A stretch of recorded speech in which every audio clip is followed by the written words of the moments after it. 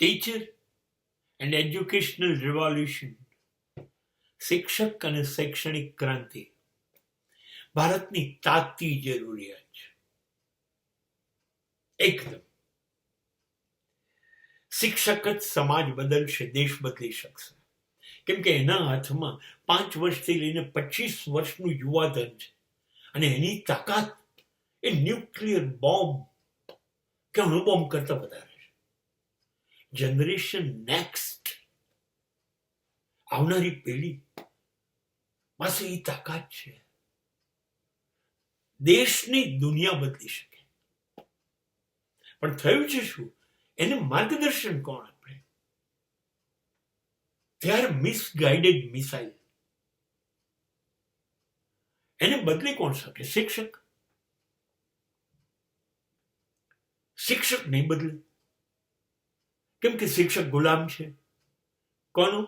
સમાજનો, ધર્મનો, રાજકીય નેતાઓનો. કારણ શિક્ષક એટલે દલાલ તરીકે, એજન્ટ તરીકે કામ કરે છે કે એનું કુટુંબ છે ભાઈ, મા બાપ છે એની પાસે, પત્ની છે, બાળકો છે, એને રોજ સવાર સાંજનો ખર્ચો છે, એને જીવવું છે અને આ બધા એને પૈસા આપે છે. એટલે હવે એ તો એ જ કરશે જે તમે કહેશો. હજારો વર્ષોથી યુવા પેઢી બરબાદ થતી આવી છે અને એને કારણે સમાજ બરબાદ થયો ને એને કારણે ભારત વિશ્વમાં બધા દેશોથી લગભગ 100 વર્ષ પછાત. Because teacher cannot blast. Teacher lose his fire in his heart. શિક્ષક મશાલ ન બન્યો સહજથી. શિક્ષક ગુલામ બની ગયો. બોલો સાહેબ, આ શિક્ષક કે do you think can Chanakya? અરે ચાણક્ય એક ચંદ્રગુપ્ત શોધે અને આખું મગધનું સામ્રાજ્ય, આજે બધા સામ્રાજ્ય ખતમ કરી કાઢે. એ આપજો મા બાપ એ શિક્ષક છે. શિક્ષક શંકરાચાર્ય છે, વિવેકાનંદ છે. 30-32 વર્ષમાં જતા રહે સમાજ બદલીને. આ શિક્ષક કરે છે એવું નહીં. નવી પેઢીને તમે બદલી શકો. તમે ગુરુ છો, શિક્ષક નહીં. ગુરુ સાક્ષાત પરબ્રહ્મ, તસ્મૈ શ્રી ગુરુવે નમઃ. તમે તો પરબ્રહ્મ કરતા શ્રેષ્ઠ છો. તમે કરી શું રહ્યા? You are doing a job of teacher, not a guru. You become Dronacharya. You never be Shankaracharya. આ તમારો ગુનો છે. પેલી 3 સંસ્થાઓ તો પાપી છે જ. એમને સ્વાર્થ છે. એને બીક છે કે શિક્ષક કદાચ બદલે તો, યુવાન બદલશે તો ધર્મ વિરોધી થઈ જશે, સમાજ વિરોધી થઈ જશે, રાજકારણનું નહીં માને.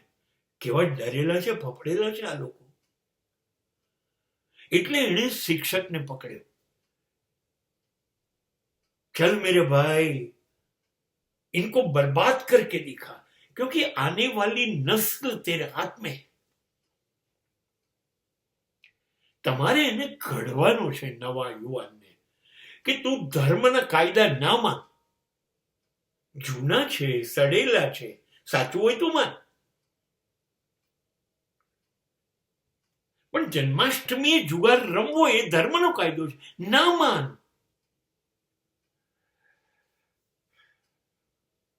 સમાજના સડેલા નિયમ તું ના માન, એ નિયમ તોડ. સમાજે માન્યતામાં કીધું કે 10-15 બાળકો જોઈએ, તોડ. એક બાળકથી જિંદગી જીવો, નિયમ તોડ. રાજકીય નેતાઓ કહે મુજબ ના કર. નેતા સાચો છે કે ખોટો એ જોઈને આખી રાજકીય વ્યવસ્થા તોડી ફોડી નાખ.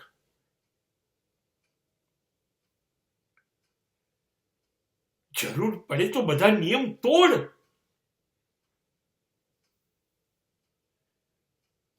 તું ગેરશિસ્ત નથી કરતો. ડોન્ટ ફોલો ધ શિસ્ત. આઈ હેટ ધ વર્ડ શિસ્ત. શિસ્ત છોડ. ડિસિપ્લિન ઇઝ અ બકવાસ વર્ડ. બીકોઝ શિસ્ત એટલે બીજાએ ઘડેલા નિયમો તારે પાળવાના. If you will obey the rules of society, rules of religion, rules of politics, then you are disciplined. એ લોકોની વાતો માનો, એમનો સ્વાર્થ માનો. નહીં, શિસ્ત નો મતલબ જ એ નથી.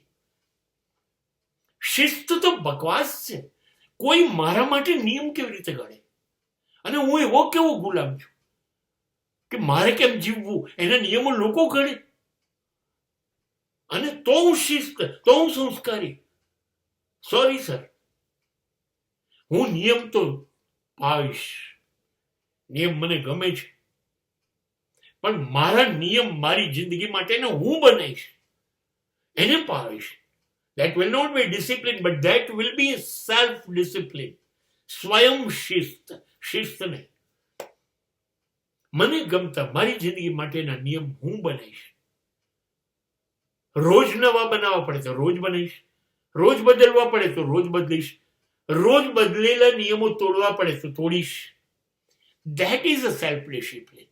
અને આ શિક્ષક શીખવાડી શકે. બેટા, તને અનુકૂળ આવે છે રાત્રે વાંચવાનું તો રાત્રે વાંચ. પપ્પાએ કીધું વહેલા ઉઠવાનું એટલે વાંચવાનું નહીં. એ જૂના સડેલા નિયમ તોડ. તને રાતે ભાવે છે રાતે વાંચ. તને દિવસે ભાવે છે દિવસે વાંચ. તારે ડાબા હાથે લખવું છે ડાબા હાથે લખ, જમણા હાથે લખવું છે. કોઈ કાયદો નથી ચાલતો. તારે મંદિર જવું છે તો જા, ના જવું તારી મરજી પડે એમ કર. That is a self discipline. તું નક્કી કરે તોડતો નહીં, તું નક્કી કરે પાડે. આ કોણ શીખવાડી શકે? Only teachers can guide. 5 થી 25 વર્ષના યુવાનો તારી પાસે છે. તું બદલ નહીં. પહેલા તું બદલા, ત્યાર પછી એને બદલ. અને આ નવી પેઢી આખો દેશ બદલશે, કદાચ આખું વિશ્વ બદલશે. અને એ તું કરી શકીશ.